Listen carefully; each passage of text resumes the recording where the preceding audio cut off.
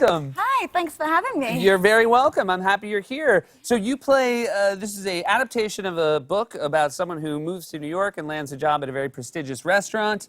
Had you waited tables before? I had not, no. I'd worked in a pub when I was very underage. Don't try that one at home. It's different in England, guys. Yeah, how young can you be and work in a pub in England? Is it like 11 or 12 years old? I feel like I'm gonna get in trouble. Yeah. Maybe, I don't know. It's not all Oliver Twist. I was, Yeah. No, I was 16, but it was kind of similar to Tess, where I'd had experience with like difficult customers, for example, and I'd put food on a bar, but I hadn't exactly learned the disciplines. And you had to actually get some skill training for this. What was the hardest table waiting skill for you to master?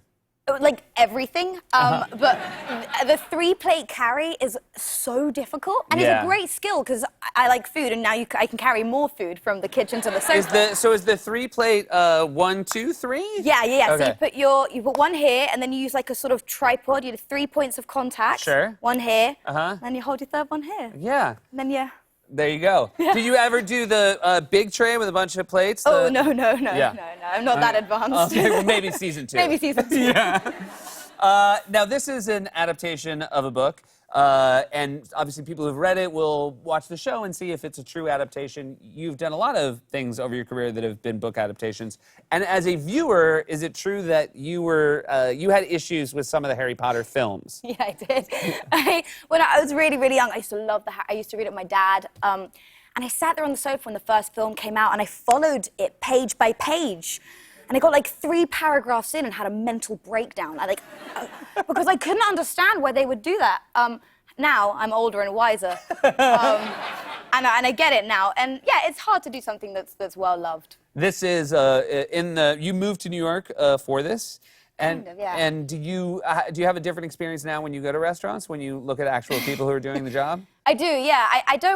I'm like creepily staring at people, like trying to figure out the dynamics, like who's friends with who and like who just messed up. Yeah. So you look to them, you look like a weird sadist. Oh yeah, absolutely. I'm like doing my own 3-plate carry, and they're like, "What's she doing?" Yeah, no, for sure. You have a tattoo. You have tattoos in real life. A tattoo in the show.